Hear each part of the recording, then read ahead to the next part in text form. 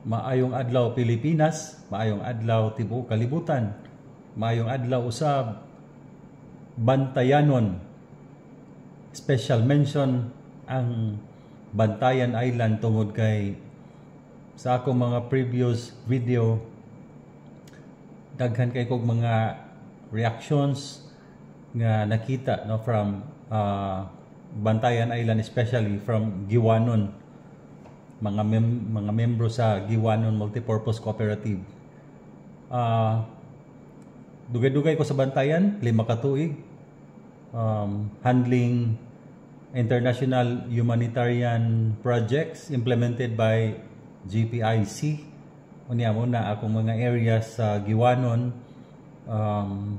sa Pataw, sa Kabak, muna ako mga area dito sa Bantayan, sa Bantigi. So, daubay-ubay taog mga